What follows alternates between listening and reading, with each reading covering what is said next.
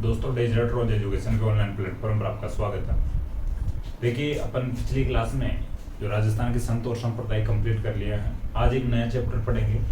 ठीक है, तो अपन राजस्थान की लोक देवियाँ स्टार्ट कर लेते हैं और राजस्थान की प्रमुख जो लोक देवियाँ हैं उनको कंप्लीट कर लेते हैं। देखिए, पहले अपन लोक देवता पढ़े थे, साथ ही में फिर बाद में संत और संप्रदाय पढ़े हैं और अब साथ ही में लोक देवियाँ पढ़ लेते हैं। ठीक है, जो देवता वाला जो पार्ट है संत संप्रदाय लोक देवता लोक देवियाँ जो एक साथ कंप्लीट हो जाएंगे अपना।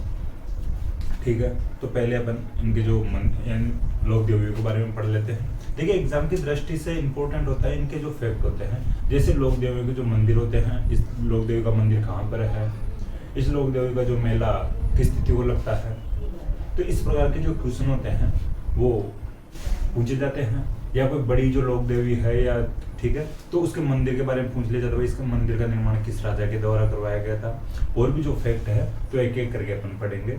देखिए, सबसे पहले बात करें अपन तो प्रमुख लोक देवियों में तो करणी माता जी से स्टार्ट करते हैं। ठीक है,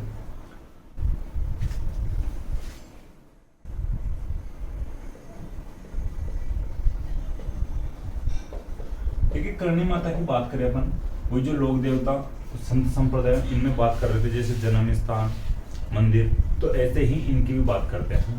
देखिए, करणी माता का जो जन्म की बात करें तो जोधपुर में हुआ था। ठीक है, करणी माता का जन्म जोधपुर में हुआ था और करणी माता का जो जन्म हुआ था जोधपुर के सुहाग गांव में।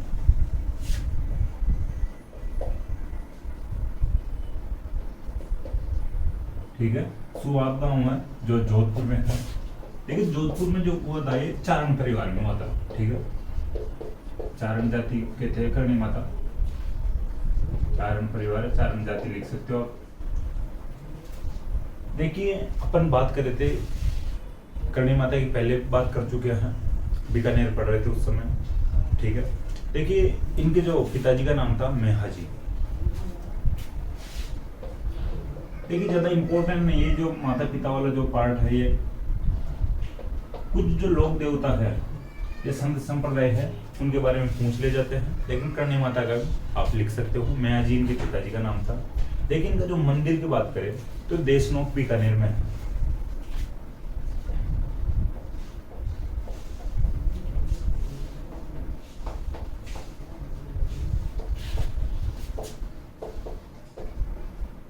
ठीक है, बीकानेर के देशनोक नामक स्थान पर इनका मंदिर है।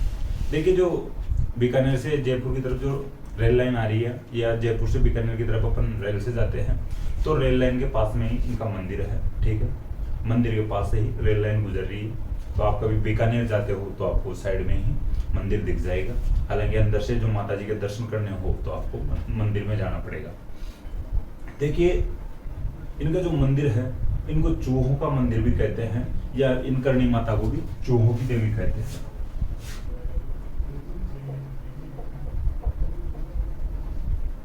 देखिए, आप लिख सकते हो चूहों की देवी या चूहों का मंदिर। करणी माता के मंदिर को चूहों का मंदिर कहते हैं और करणी माता को चूहों की देवी कहा जाता है।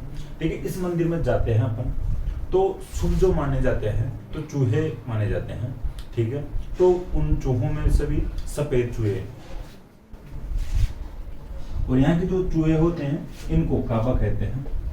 ठीक है, यह एक क्वेश्चन बन सकता है या बनता है कि जो करणी माता के मंदिर में चूहों को क्या कहा जाता है, काबा। काबा क्या है, तो ऑप्शन आएगा करणी माता के मंदिर में जो सफेद चूहे, और 3 ऑप्शन अलग दे देंगे जो इनसे काबा से कोई मतलब नहीं है उस शब्दों का। ठीक है, ध्यान रखना, चूहे को काबा कहते हैं जो करणी माता के मंदिर में सफेद चूहे रहते हैं उनको। देखिए, चूहे की देवी मैं आपको लिख चुका, चूहों को काबा कहते हैं और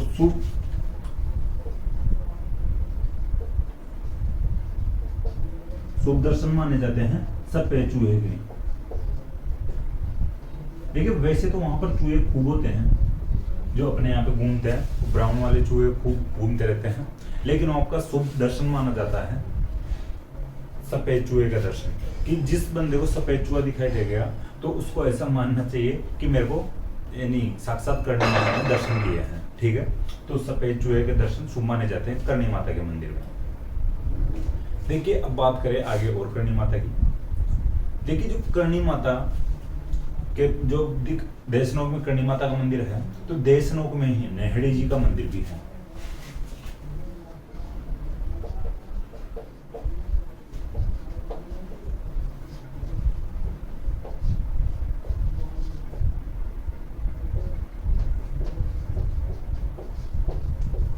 अब जो मैं आपको बताऊं, जो नेहड़ी जी क्या है, देखिए जो नेहड़ी जी का मंदिर है, यहाँ पर करणी माता स्वयं रहती थी। ठीक है, आप लिख लेना आगे। नेहड़ी जी का मंदिर देशनोक में है, और जो इस नेहड़ी जी का मंदिर में है, ये इस जगह पर पहले करणी माता खुद रहती थी।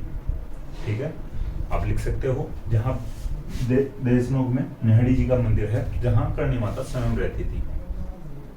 देखिए देशनोक में ही तेमड़े राय माता जी का मंदिर भी है।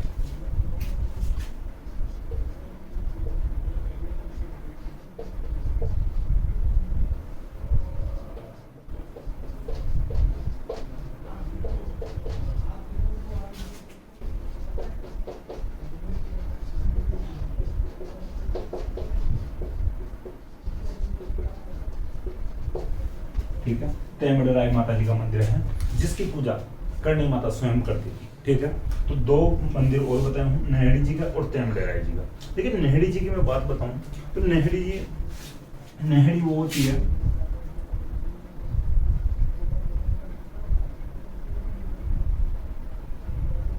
ठीक है, देखिए नेहड़ी देखिए इसको तो रई बोलते हैं। जैसे अपन छाछ करते थे पहले के टाइम में, आजकल तो बिजली की मशीन आ गई है छाछ करने की या दही बिलोने की।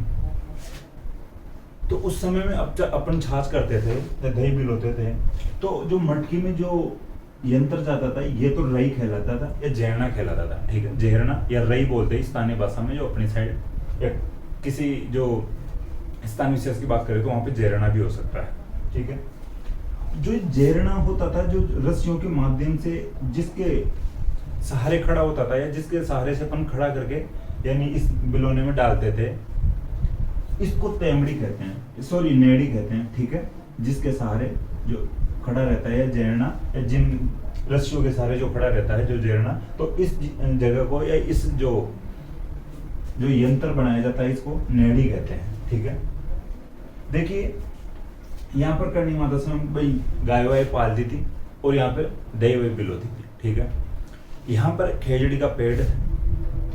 ठीक है, तो नेहड़ी जी का मंदिर बन गया, अब तो मंदिर बना दिया गया यहाँ पे। यहाँ पर करणी माता खुद रहती थी। देखिए, तो ये नेहड़ी जी का मंदिर बन गया, ये बात आपको समझाने के लिए थी। भाई आजकल तो छाछ वाछ करने की मशीनें आ गई है, तो जहरना वगैरह रई वगैरह आप नहीं जानते होंगे, हमने तो खुद ने देखे भाई रई क्या होती है। और जो ये रई अभी मैं आपको बता रहा था, ये जिसके सहारे खड़ी होती है, तो ये रस्सियां होती है, इनको सिंकड़ा बोलते हैं। ठीक है, तो ध्यान रखना, सिंकड़ा बोलते हैं।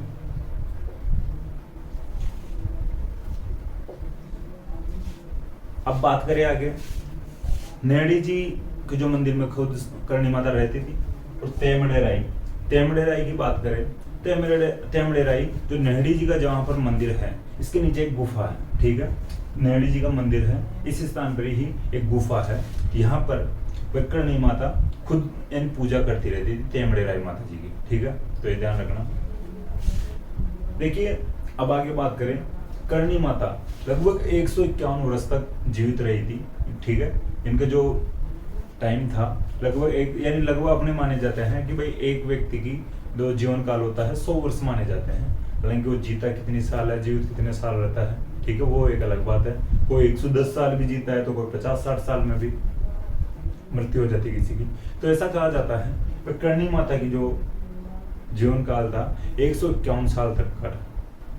देखिए, जब अपने भी जो कोई बुजुर्ग आदमी हो जाता है और वो 100 साल के ऊपर हो जाता है, तो देखिए उसके दांत सब कुछ लोगों के वापस आने लग जाते हैं। ठीक है, दांत टूट के और वापस आने लग जाते हैं, बाल भी वापस आने लग जाते हैं, ज्यादा ही उम्र के हो जाते हैं तब। पहले तो झड़ेंगे बाल, फिर उसके बाद में वापस आने लग जाएंगे। देखिए, ऐसा कहा जाता है तो भाई करणी माता जी थे, ये 151 साल के हो गए थे, तो इनके थोड़ी थोड़ी दाढ़ी निकल गई थी। ठीक है, दाढ़ी आ गई थी। ठीक है, तो करणी माता को दाढ़ी वाली डोगरी भी कहते हैं।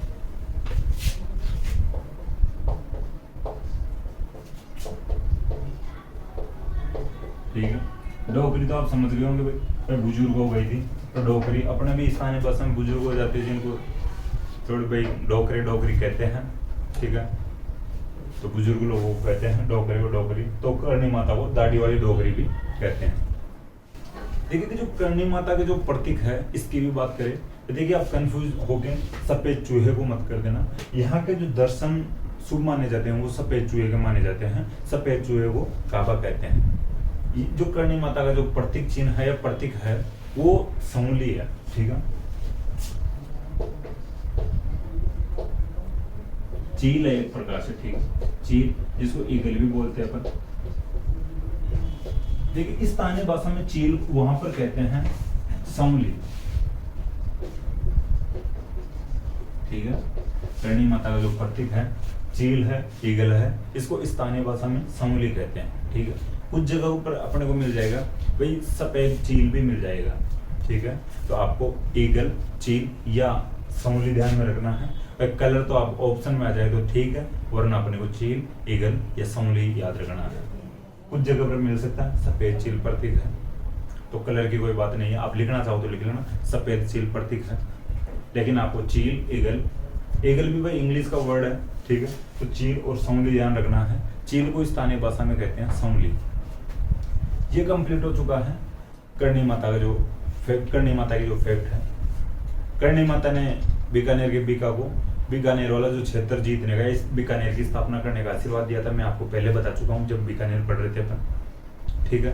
तो ध्यान रखना बीकानेर की सभी रिलेशन रहा है करणी माता का। मंदिर फिर बीकानेर में बना है, ठीक है। देखिए करणी माता के ये फैक्ट है, और तो कोई ज्यादा फैक्ट है नहीं, लेकिन करणी माता इंपॉर्टेंट है एग्जाम की दृष्टि से। एग्जाम में क्वेश्चन जरूर आते हैं, ठीक है। तो करणी माता बीकानेर के राठौड़ों की इष्ट देवी यानी इष्ट देवी भी है, ठीक है, ध्यान रखना। रिवीजन की अपन बात करें, करणी माता का जन्म हुआ था सुहाग गांव जोधपुर में, चारण परिवार में, पिता मैयाजी से। मंदिर देशनोक बीकानेर में है। चूहों की देवी कहा जाता है, चूहे को काबा कहा जाता है, यानी सफेद चूहे को। शुभ दर्शन सफेद चूहे के माने जाते हैं। देशनोक में नैडी जी का मंदिर है जहाँ पर करणी माता स्वयं रहती थी। देशनोक में तेनवडेराय माता जी का मंदिर भी, जहाँ जिसकी पूजा करणी माता स्वयं करती थी, ठीक है। और बात किए थे अपन दाढ़ी वाली डोकरी भी कहा जाता है, प्रतीक चील है, प्रतीक है इनका चील या संगुली, ठीक है। देखिए अब बात करते हैं जीर्ण माता जी की।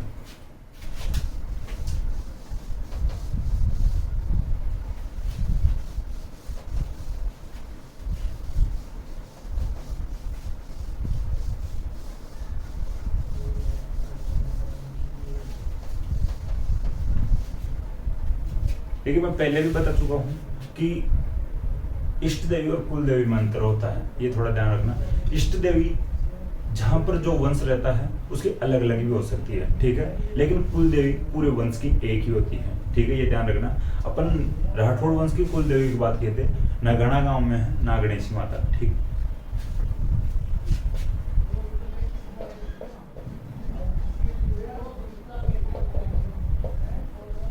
जीर्ण माता का जन्म हुआ था सीकर के दांदू गांव में,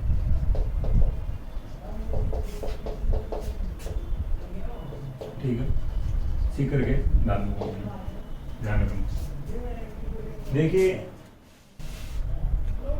जीर्ण माता की आगे बात करें, इनका मंदिर है सीकर में ही रेवासा नामक स्थान पर।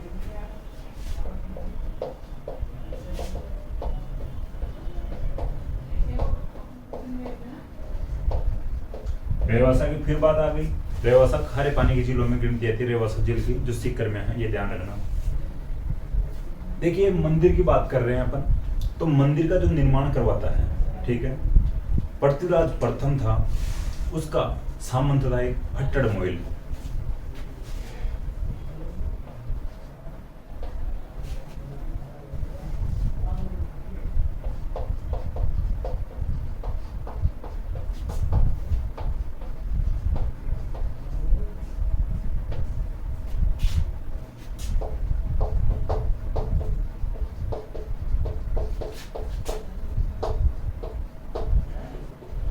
ठीक है, करवाया जाता है निर्माण। पृथ्वीराज प्रथम का सामंत था हट्टड़ मोहिल, इसके द्वारा जीर्ण माता का जो मंदिर है रेवासा में, इसका निर्माण करवाया जाता है। देखिए मोहिल चौहानों की एक शाखा होती है, ठीक है, ये ध्यान रखना। हट्टड़ नाम था जो सामंत का, ये मोहिल चौहानों की शाखा होती है, ठीक है, चौहान वंश की शाखा होती है मोहिल जो है। तो हट्टड़ मोहिल द्वारा इस मंदिर का निर्माण करवाया गया था। देखिए पास की जो पहाड़ी है, ठीक है, जीर्ण माता की जो पास में पहाड़ी है, यहाँ पर इनके भाई हर्ष का भी मंदिर है।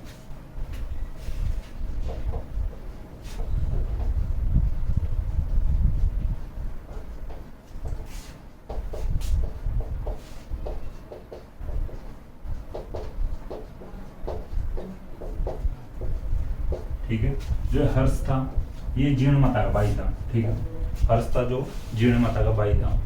पास में ही पहाड़ी पर हर्ष का मंदिर भी बना हुआ है। देखिए अब बात बताऊं मैं हर्ष और जीर्ण माता की, दोनों भाई थे, दोनों भाई बहनों में बहुत ही अच्छा प्यार था, प्रेम संबंध दोनों में, ठीक है, बहुत अच्छा प्रेम था भाई बहन का। देखिए जो भाई बहन अच्छे होते हैं उनमें अच्छे प्रेम संबंध होते हैं, और जो भाई निकम में भाई बहन होते हैं वो एक अलग बात है भाई, ठीक है, वो एक दूसरे को देख के खुश नहीं हो सकते।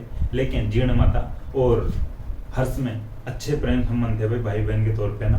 तो देखिए बचपन में माता पिता गुजर गए थे, तो दोनों का जीवन यापन भाई कठिन परिस्थितियों में हुआ था, ठीक है।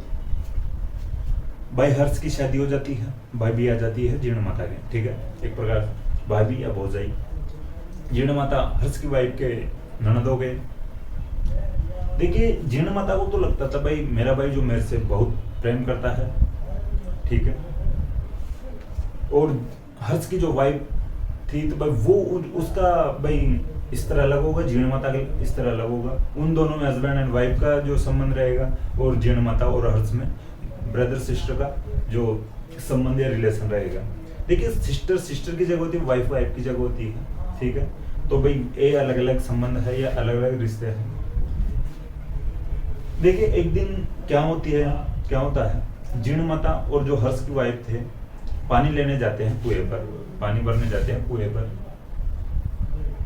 तो शायद जो हर्ष की वाइफ थे आपसे जो दोनों भाई बहन के प्यार को देखे यानी आपस में या तो जेलस थी या जलने लग गई थी। तो जीर्ण माता के सामने कोई शर्त रखती है कि भाई आपको क्या लगता है, यानी जीर्ण माता से कहती है हर्ष की वाइफ कि आपको क्या लगता है कि हर्ष सबसे ज्यादा प्यार किससे करता है। तो जीर्ण माता को लगता है यार मेरे से करता है, दोनों हम अच्छे से रहे हैं साथ में शुरू से, तो आ जाइए। देखिए हर यानी कहती है जीर्ण माता भाई मेरे से करता है। हर्ष की जो वाइफ कहते हैं, हर्ष की वाइफ कहती है जीर्ण माता से कि भाई आज क्लियर कर लिया जाए इस बात को भी, बाद में पता चले तो ज्यादा दुख होगा, समय रहते ही क्लियर कर ले बात को। तो दोनों शर्त लगाती है या शर्त रखती है कि अपन जो पानी लेकर चल रहे घर पे कुएं से, अपने जो सिर पे जो मटका रखा हुआ पानी का, अगर उसको यानी हर्ष से जिसके मटके को सबसे पहले उतारेगा उससे बेहद प्यार करेगा, इसका मतलब ये समझा जाएगा। जीर्ण माता कहती है ठीक है, चलते हैं घर पे। जीर्ण माता और इनकी जो भाभी थे हर्ष की वाइफ दोनों घर जाते हैं पानी के मटके को लेके। जीर्ण माता और जो भाभी थे दोनों कहते हैं हर्ष को भाई हमारे पानी के गड़े को उतरवा दो। हर्ष बेचारा भोला वाला बंदा था, उसको नहीं पता था भाई क्या शर्त रखी हुई इनके बीच में, और वो सबसे पहले उतार देता है खुद की वाइफ के गड़े को या मटके को, ठीक है। जीर्ण माता वहां से नाराज हो जाती है और जो हर्ष की वाइफ हंसता है भाई ठीक है ये शर्त थी तो आज क्लियर हो गया है, भाई प्यार सबसे ज्यादा किससे करते हैं हर्ष। जीर्ण माता वहां से एक घर छोड़ देती है और जंगल की तरफ चले जाती है, पहाड़ियों की तरफ चले जाती है रूट कर। हर्ष को लगता है भाई ये क्या बात हो गई, ये क्या घटना है, मुझे तो कुछ पता भी नहीं था। पीछे पीछे भागता है जीर्ण माता के। जीर्ण माता कहती है मुझे कोई मतलब नहीं है, इस प्रकार के ताने देती है भाई तू लुगाई का हो गया, आज की आई हुई है इसका हो गया। जब अपन दोनों साथ रहते थे इतना बेहद प्यार करता था, मेरा अच्छा ख्याल रखता था। तो हर्ष कहते भाई मेरे तो कुछ समझ में नहीं है आपने क्या शर्त रखी हुई थी, मुझे कम से कम कुछ समझाओ तो सही। लेकिन जीर्ण माता नहीं मानती है और हर्ष भी जीर्ण माता के पीछे पीछे चले जाता है घर छोड़ के। दोनों एक पहाड़ी पर बैठ जाते हैं और तपस्या करने लग जाते हैं। ठीक है, सांसारिक मोह माया को छोड़ने की कोशिश करते हैं और धीरे धीरे छोड़ते हैं और यहीं पे तपस्या करते हैं। देखिए फिर तपस्या करते तो यहीं पर इनका जो मृत्यु हुई थी और यहीं पर इनका मंदिर बनवा दिया गया था। तो जीर्ण माता का मंदिर सीकर के रेवासा में है, पास की ही पहाड़ी पर भाई हर्षनाथ यानी हर्ष का भी मंदिर है। देखिए एक फैक्ट मैं आपको बताऊं, राजस्थान ज्योग्राफी में अपन पहाड़ियां पढ़ते हैं उस समय थोड़ा आपको ध्यान देना चाहिए या आपको पता होगा। देखिए हर्ष की जो पहाड़ी है वो सीकर में है, ठीक है, और हर्षनाथ की जो पहाड़ियां हैं वो अलवर में है। ठीक है, हर्ष और हर्षनाथ दोनों में अंतर है। अभी अपन केला देवी पढ़ेंगे, जब भी पढ़ेंगे अलग अलग जो शब्दों पे जाना। ठीक है, तो हर्ष की पहाड़ी सीकर में है जहां पर हर्ष का मंदिर बना हुआ जीर्ण माता की बाई का, और हर्षनाथ की जो पहाड़ियां हैं अलवर में है। देखिए अब इस प्रकार से भी ध्यान रख सकते हो, थोड़े से मैं समझने की ट्रिक के आधार पर बताऊं। नाथ संप्रदाय के जो मैं आपको बताया था, प्रथम वैराग्य धारण करने वाले जो साधु या संत हुए थे भर्तृहरि। ठीक है, नाथ आ रहा और हर्षनाथ के भी नाथ लग रहा है, तो भर्तृहरि का मंदिर अलवर में है। ठीक है, इसी प्रकार से जहां पर नाथ संप्रदाय के प्रथम वैराग्य धारण करने वाले जो साधु या संत का मंदिर अलवर में है, वहीं पर हर्षनाथ की पहाड़ी होगी। ठीक है, तो ये ध्यान रखना, हर्षनाथ की पहाड़ी अलवर में है और अर्श की जो पहाड़ी है, अर्श का मंदिर है वो सीकर में। जिसके नाथ लग रहा हो वो अलवर में और जिसके नाथ नहीं लगा वो सीकर में। फिर तो आपको समझ में आ जाएगा आराम से। तो ये बात थी। देखिए हर्ष के मंदिर का जो यानी हर्ष का मंदिर बना हुआ पास में ही, जीर्ण माता के मंदिर के पास में ही, इसका निर्माण करवाया था चौहान राजा गुवक ने।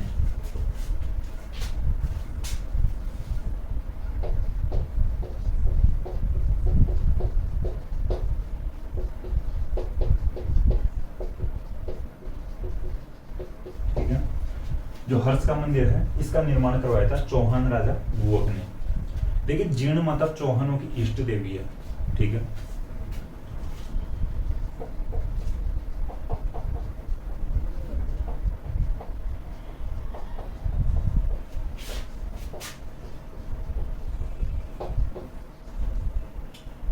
ये अलग अलग निर्माण की बात हो रही थी यहाँ पे, इसको मैं मिटा देता हूँ। ठीक है,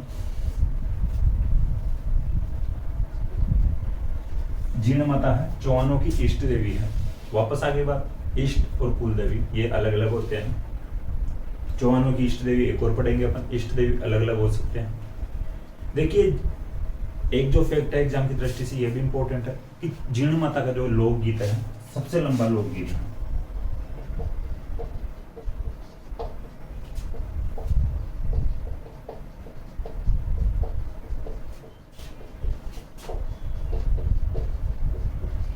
ठीक है, जीर्ण माता का जो लोकगीत है वो सबसे लंबा लोकगीत है। सबसे लंबी फड़ है देवनारायण जी की। ठीक है, सबसे लंबी फड़ है देवनारायण जी की, और सबसे जो प्रिय फड़ है वो बाबू जी की है। ठीक है, ये इस प्रकार के फैक्ट ध्यान रखा करो, कंफ्यूज हो जाते हैं अपन एग्जाम सेंटर पर। सबसे लंबा लोकगीत, सबसे लंबी फड़े, सबसे लोकप्रिय फड़े। ठीक है, तो ध्यान रखना। अपन बात किए हैं तीन जो फैक्ट की एक साथ, सबसे लंबा लोकगीत जीर्ण माता का, सबसे लंबी फड़ देवनारायण जी की, सबसे लोकप्रिय फड़ बाबू जी की। ठीक है, अब बात करते हैं जीर्ण माता को मधुमक्खियों की देवी कहा जाता है।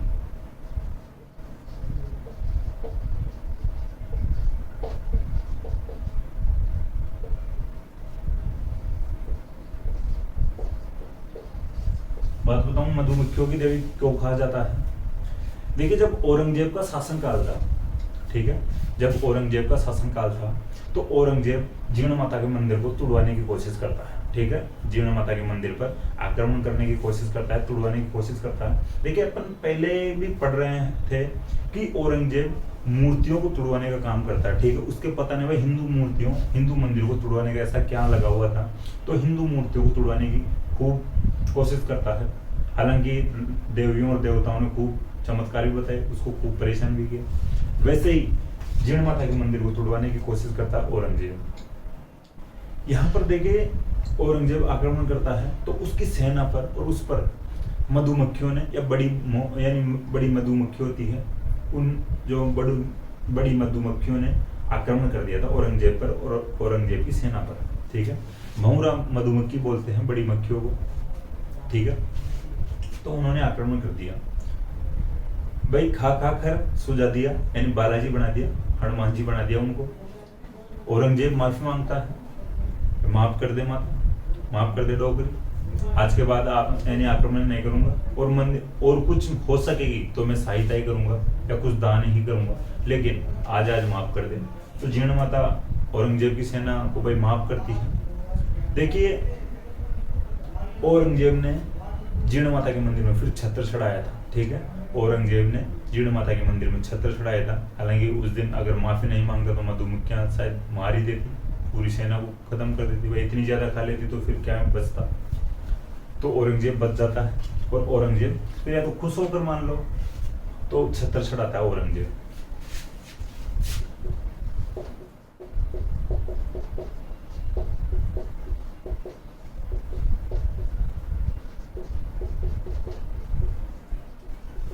ठीक है, औरंगजेब छत्र चढ़ाता है। औरंगजेब अनाउंसमेंट करता है कि आज के बाद, ठीक है, जीर्ण माता के मंदिर में भाई जो दीपक का जो घी है या अखंड ज्योत जलती है या ज्योत जलती है, उसका घी सरकार की तरफ से जाएगा। ठीक है, केंद्र सरकार, भाई उस समय भाई बादशाह औरंगजेब था।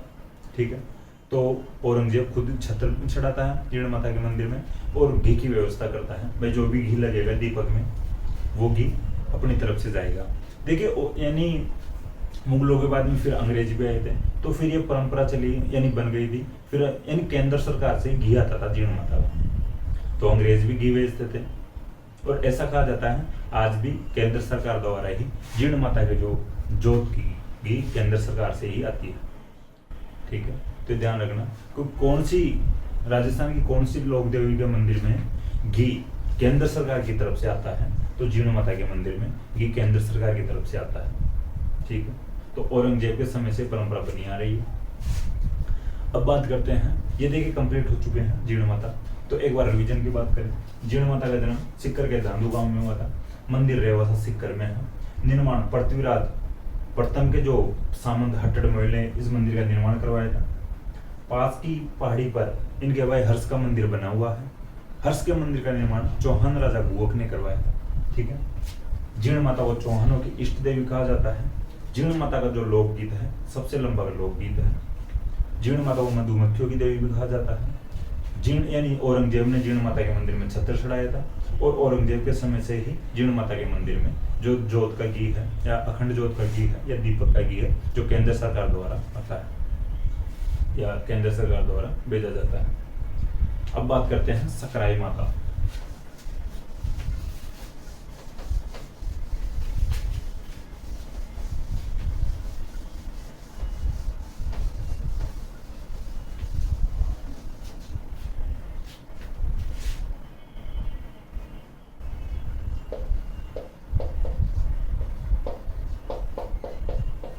देखिए, सकराई माता की अपन बात कर रहे हैं।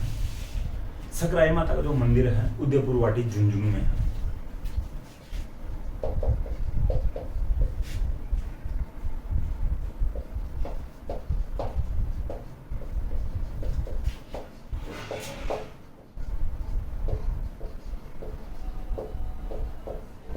ठीक है, उदयपुर वाटी झुंझुनू में सकराई माता का मंदिर है। अब उदयपुर वाटी देखकर कभी उदयपुर में समझ लेना, उदयपुर वाटी झुंझुनू में है। ठीक है, स्थान का नाम है झुंझुनू में। देखिए, इनका अन्य नाम है शाकंभरी माता। अब शाकंभरी माता क्यों इनका नाम पड़ता है? देखिए, इनके समय में इस साइड अकाल पड़ गया था। ठीक है, झुंझुनू साइड में अकाल पड़ गया था। भाई खाने के दाने नहीं बच रहे थे अकाल के टाइम में।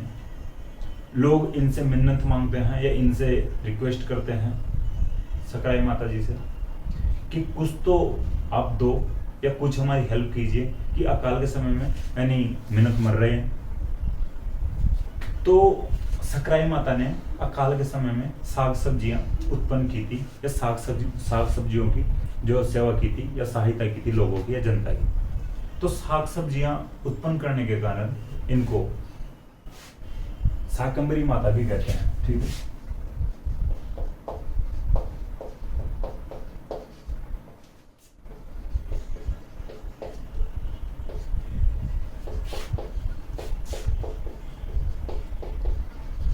ठीक है, शाक सब्जियां उत्पन्न करने के कारण इनको शाकंभरी माता भी कहते हैं, सकराई माता को। ठीक है, अकाल के दौरान इन्होंने शाक सब्जियां उत्पन्न की थी।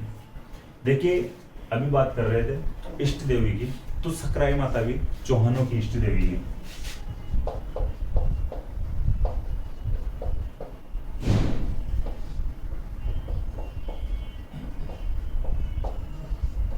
ठीक है, सकराई माता भी है जो चौहानों की इष्ट देवी है। देखिए, अब कुल देवी की बात करें तो सकराई माता है जो खंडेल वालों की कुल देवी है।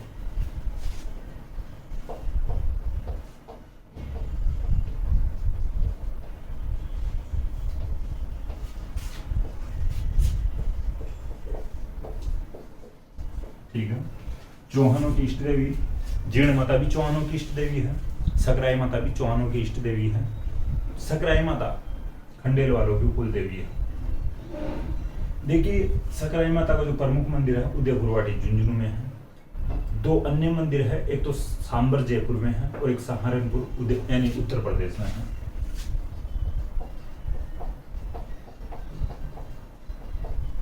ठीक है,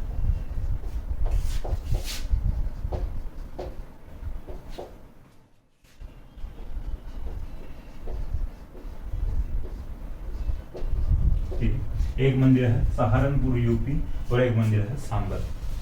देखिए, अपन चौहान वंश पढ़ रहे थे, उस समय बात किए थे भाई सांबर वाला क्षेत्र सिक्कर साइड से लेके और जो अजमेर तक का जो क्षेत्र था वो चौहानों द्वारा शासित क्षेत्र था। ठीक है, यहाँ पर चौहानों का अधिकार रहा था। सिक्कर जैसे अजमेर हो गया, ठीक है, सांबर वाला जो क्षेत्र था। ठीक है, तो ध्यान रखना, एक मंदिर है शाकंभरी माता का या सकराई माता का सांबर जयपुर में, प्रमुख मंदिर उदयपुरवाटी झुंझुनू में है और अन्य मंदिर सांबर जयपुर में है और एक अन्य मंदिर है उत्तर प्रदेश के सहारनपुर में है। तो इसका मतलब अपनी देवी जी का या देवी का भाई बाहर तक भी वर्चस्व था। ठीक है, अदर स्टेट में भी वर्चस्व था, तो उत्तर प्रदेश के सहारनपुर में भी इनका मंदिर है। अब बात करते हैं आशापुरा माता की।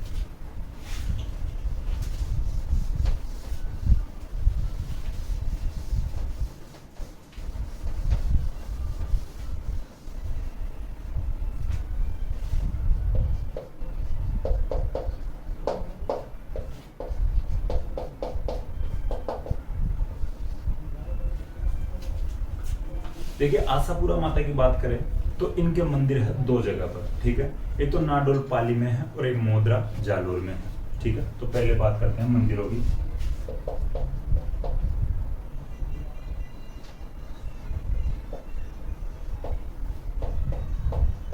एक तो नाडोल जो पाली में है और एक जो मंदिर है मोदरा जो जालोर में है। ठीक है, दो जगह पर मंदिर है आशापुरा माता की। ठीक, देखिए, अब इनकी बात करें, चौहानों की कुल देवी है आशापुरा माता और बिस्सा ब्राह्मणों की भी कुल देवी है। ठीक है, चौहानों और बिस्सा ब्राह्मणों की कुल देवी है।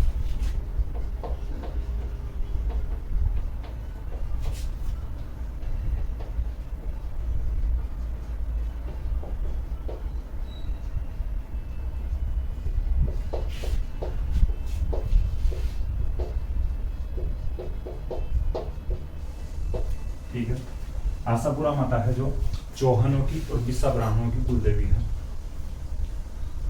चौहानों की इष्ट देवी भी पढ़े थे अपन, जीर्ण माता और सकराई माता। ठीक है,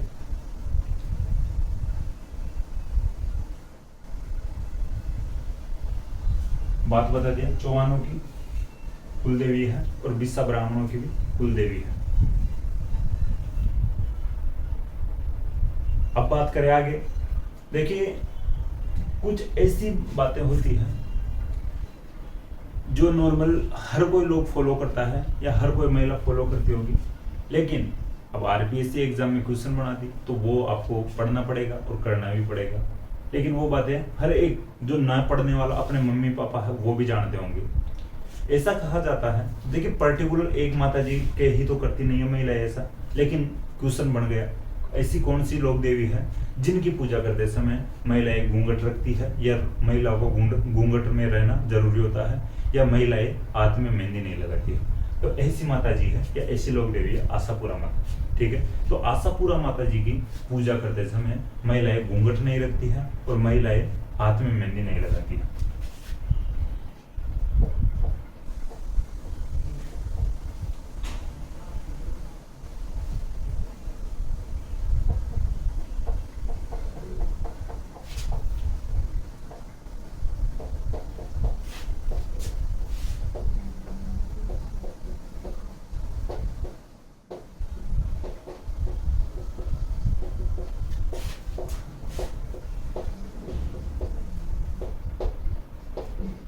ठीक है, जो आशापुरा माता की पूजा करते समय जो महिलाएं घूंघट रखना जरूरी होता है और हाथ में मेहंदी नहीं लगाती है, ऐसी मान्यता है। देखिए जो ये इस प्रकार की बातें हैं, अपन भी अगर आज भी अपने पूजा करते हैं अपने जो देवी देवताओं की, तो अपनी मम्मी को देख लेना। ठीक है भाई, आजकल की जो लड़कियां हैं, जो महिलाएं हैं, नई महिलाएं हैं, वो थोड़ी एक अलग हो सकती है, लेकिन भाई जो भी देखिए महिलाओं की बात करें तो आज की भी अगर देखा जाए तो कोई पूजा करते हैं कम से कम सिर को ढक कर तो रखते हैं। और अपने मम्मी की उम्र की महिलाओं को देख लेना, वो हमेशा जब अपने बड़े बुजुर्गों की पूजा करते हैं फोटो तस्वीर रख के, तो उनके सामने भी लगभग घूंघट में ही रहती है या अपने कम से कम सिर को तो ढक कर रखती है। तो ऐसी ये मान्यता है, ये सभी लोक देवियों के सामने होता है और सभी लोक देवताओं के सामने होता है, लेकिन आरपीएससी क्वेश्चन पूछती है आशापुरा माता जी के लिए। ठीक, तो देखिए इस प्रकार के जो फैक्ट हैं ये थोड़ा ध्यान में रखा करो, ये नॉर्मल बातें होती है, लेकिन अपने को क्वेश्चन ही एक पर्टिकुलर देवी के बारे में पूछ लिया गया है, तो अपने को फिर पढ़ना भी इन्हीं के लिए पड़ेगा कि आशापुरा माता जी का जो पूजा करते हैं तब महिलाएं घूंघट नहीं रखती है और महिलाएं हाथों में मेहंदी नहीं लगाती है। ठीक है, तो ध्यान रखना। देखिए अब आप बात करते हैं आगे, पर आशापुरा माता कंप्लीट हो चुके हैं। इनकी वापस रिवीजन की बात करें, मंदिर 2 जगह पर है, नाडोल पाली में, मोदरा जालोर में। चौहान वो बिस्सा ब्राह्मणों की कुल देवी है।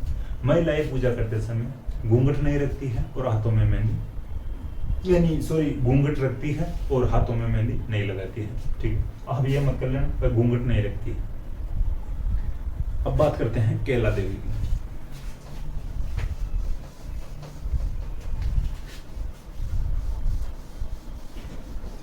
देखिए केला देवी का मंदिर है जो करौली में। ठीक है,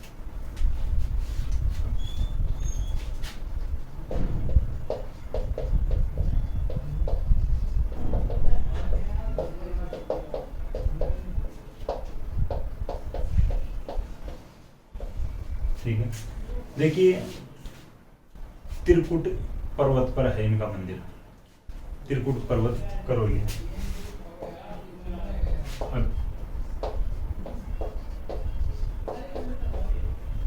अब वही पहाड़ी और पर्वत वाली मैं बात बताऊं, जो अभी हर्ष और हर्षनाथ की बात कर रहे थे, वैसे ही यहाँ पर भी थोड़ा कंफ्यूजन वाला मामला आ गया। देखिए त्रिकुट पर्वत पर क्वेश्चन आए केला देवी का मंदिर किस पर्वत पर है, ऑप्शन में आ जाए त्रिकुट पहाड़ी और त्रिकुट पर्वत, तो आपको करना है त्रिकुट पर्वत।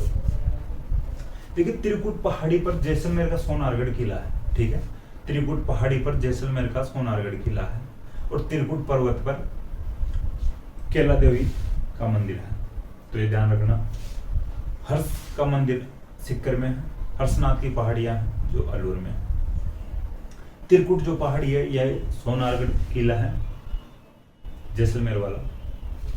त्रिकुट जो पर्वत है यहाँ पर केला देवी का मंदिर है। ठीक है, तो ये ध्यान रखना, मंदिर है करौली में त्रिकुट पर्वत पर। देखिए अपन जादौन राजवंश पढ़े थे, तो जो केला देवी है जादौन राजवंश की कुल देवी है।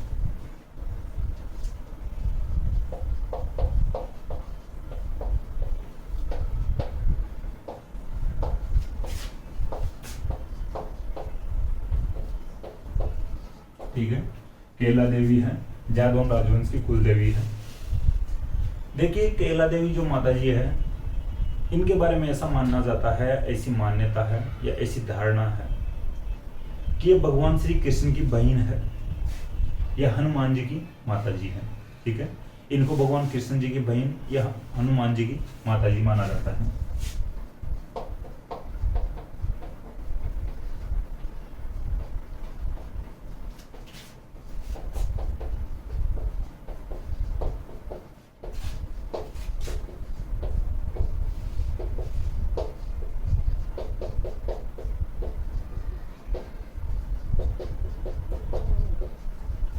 ठीक है, भगवान श्री कृष्ण की बहन या हनुमान जी की माता जी माना जाता है, जो अंजनी माता जी माना जाता है इनको। ठीक है भाई, ऐसी धारणा है, परंपरा है या मान्यता है। ठीक है, क्वेश्चन बन सकता है कौन सी लोक देवी को भगवान श्री कृष्ण की बहन माना जाता है या हनुमान जी की माता जी माना जाता है। देखिए, इनके भक्तों की बात करें तो इनके भक्तों को लांगुरिया कहते हैं। बहुत ही इंपॉर्टेंट फैक्ट है, 3 स्टार लगा लेना, और आपकी इच्छा हो तो 5 स्टार लगा लेना। भक्त कहलाते हैं लांगुरिया। जो भक्त होते हैं, ठीक है, इनके द्वारा लांगुरिया गीत गाए जाते हैं।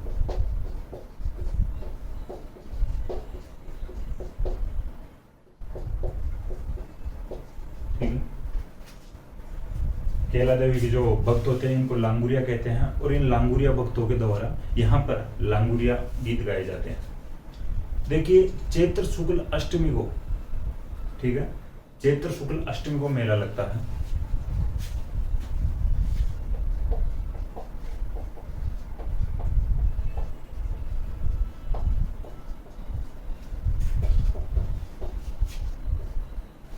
चैत्र शुक्ल अष्टमी को मेला लगता है। चैत्र माह के शुक्ल पक्ष यानी पहले पखवाड़े या पहले पक्ष में अष्टमी को, ठीक है, मेला लगता है। देखिए, इनके मंदिर के सामने ऐसा कहा जाता है, ठीक है, ऐसी मान्यता है, ऐसा कहा जाता है कि इनका एक बोहरा भक्त था। ठीक है, बोहरा भक्त था। ठीक है, तो वो इनका भक्त था, तो उनकी छतरी है इनके मंदिर के सामने, केला देवी के मंदिर के सामने एक बोहरा भक्त की छतरी है।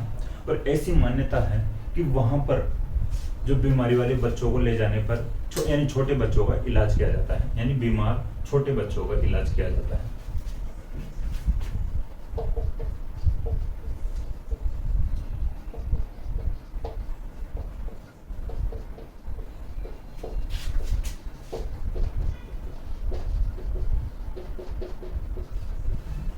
ठीक है, केला देवी के मंदिर के सामने बोहरा भक्त की छतरी है। इस स्थान पर या बोहरा भक्त की छतरी पर बीमार बच्चों को ले जाने पर उनका इलाज किया जाता है। ठीक है, तो ध्यान रखना। ये केला देवी कंप्लीट हो चुके हैं। आप रिवीजन की बात करें, मंदिर करौली में है, त्रिकुट पर्वत पर, न कि त्रिकुट पहाड़ी पर। त्रिकुट पहाड़ी पर जैसलमेर का सोनारगढ़ दुर्ग है, त्रिकुट पर्वत पर केला देवी का मंदिर है। जादौन राजवंश की कुल देवी है, भगवान श्री कृष्ण की बहन या हनुमान जी की माता जी माना जाता है इनको। भक्त लांगुरिया कहलाते हैं। इन लांगुरिया भक्तों के द्वारा लांगुरिया गीत गाए जाते हैं। इनका मेला लगता है चैत्र शुक्ल अष्टमी को। ठीक है, मंदिर के सामने एक बोरा भक्त की छतरी है, वहां पर छोटे बच्चों का इलाज किया जाता है, जो बीमार बच्चे होते हैं उनका इलाज किया जाता है।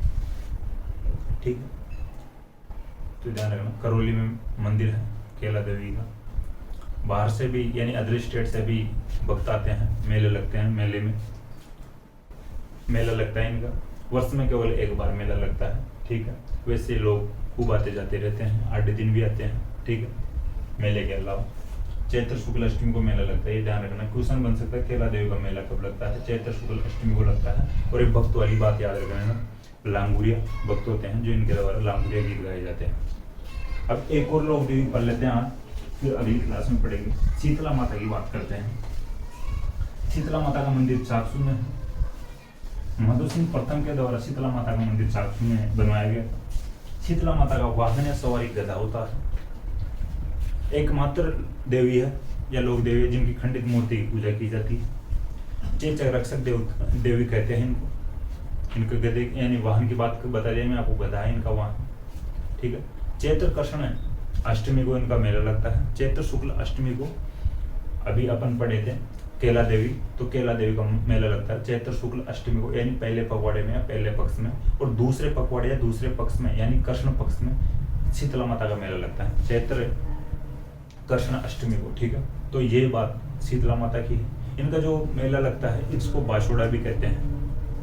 पहले दिन पकवान बनाए जाते हैं या जो भी भोग की चीजें बनाई जाती हैं, और अगले दिन यानी अष्टमी को भोग लगाया जाता है। उस दिन लोगों के द्वारा या जनता के द्वारा सीले पकवान या ठंडे पकवान ही खाए जाते हैं। इनके पुजारी जो होते हैं कुम्हार जाति के लोग होते हैं, पूजा करने वाले होते हैं जो कुम्हार होते हैं। ये इनकी कंप्लीट जो फैक्ट है इनके, इसको अपन बोर्ड पे भी देख लेते हैं।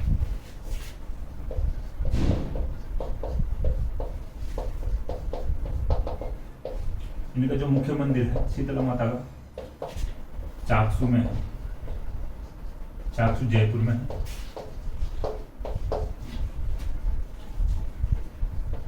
निर्माण करवाया गया था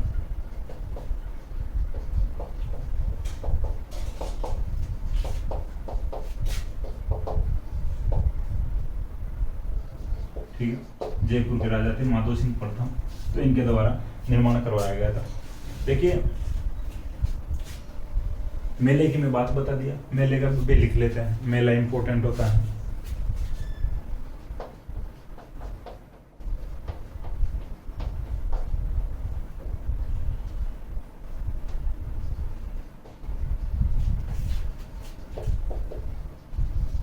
देखिए मुझे लग रहा है जहां तक कि अभी मैं समझा रहा था शीतला माता के बारे में, तो मैंने शायद बोला है चैत्र शुक्ल अष्टमी को शीतला माता का मेला, नहीं तो चैत्र कृष्ण अष्टमी को शीतला माता का मेला लगता है। ठीक है, चैत्र शुक्ल अष्टमी को केला देवी का मेला लगता है। ठीक है, ध्यान से सुनना, चैत्र शुक्ल अष्टमी को केला देवी का मेला लगता है, और चैत्र कृष्ण अष्टमी को, कृष्ण पक्ष पहला पक्ष होता है, कृष्ण पक्ष पहला पखवाड़ा होता है किसी माह का। ठीक है, तो चैत्र कृष्ण अष्टमी को शीतला माता का मेला लगता है। कंफ्यूज मत होना, ठीक है भाई, गलत बता दिया मुझे लग रहा है शायद, फिर भी हो सकता है मैंने सही बोला हो।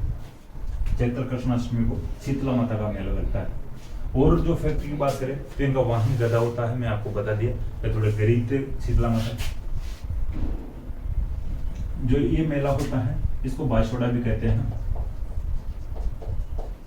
ठीक है, जो चैत्र कृष्ण सप्तमी को पकवान बनाए जाते हैं घर घर में, आपको पता हो भाई, आपके बनाए जाते हैं, सभी के बनाए जाते हैं अलग अलग। एक ऐसा यही त्योहार है ग्रामीण क्षेत्र का। देखिए सिटी में या शहरों में तो आए दिन कभी भी जब इच्छा हो कुछ भी बना के खा लो, वो एक अलग बात होती है। लेकिन जो ग्रामीण परिवेश की बात करें अपन, तो ये एक ऐसा त्योहार है कि अलग अलग प्रकार की वैरायटी या अलग अलग वैरायटी के अलग अलग प्रकार के पकवान बनते हैं। जो चीजें आम दिनों में नहीं बनती है वो चीजें इस दिन बन जाती है अपने घरों में। ठीक है, बेकरी का पूरा सामान बन जाता है भाई। ठीक है, तो किस प्रकार से अलग अलग पकवान खाने को मिलते हैं इस त्योहार पर या इस मेले पर शीतला माता जी के। हालांकि शीतला माता जी खुद भी ठंडे पकवान खाते हैं और अपने को भी ठंडे पकवान खाने पड़ते हैं। कुछ लोग होते हैं जो भाई रात को ही सल्टा लेते हैं भोग के रूप में काट निकाल के सामान को, और रात को ही सल्टा लेते हैं, रात को ही खा लेते हैं। ठीक है, तो बाशोड़ा कहते हैं इसको, सीले यानी ठंडे पकवान। ठीक है, ठंडे पकवानों को भोग लगता है शीतला माता जी के। वाहन गधा होता है, भाई गरीब थे शीतला माता जी, वरना कोई बड़ी सी गाड़ी ले लेते। ठीक है, ठीक है, गधा इनका वाहन था। कुम्हार जाति के लोग पुजारी होते हैं।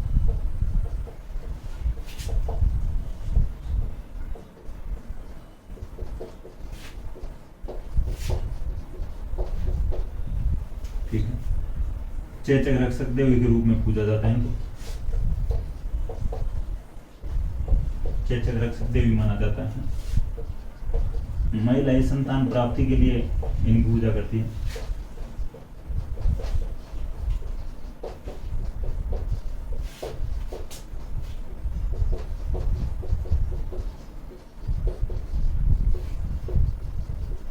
ठीक है, महिलाएं जिनके भाई निसंतान महिलाएं होती हैं, ठीक है, निसंतान महिलाएं होती है, वो संतान प्राप्ति के लिए शीतला माता के धोख लगाती हैं या शीतला माता की पूजा करती हैं। ठीक है, तो ध्यान रखना, निसंतान महिलाएं संतान प्राप्ति के लिए पूजा करती हैं। एकमात्र मूर्ति यानी एकमात्र लोक देवी, ये फैक्ट भी लिख लो भाई।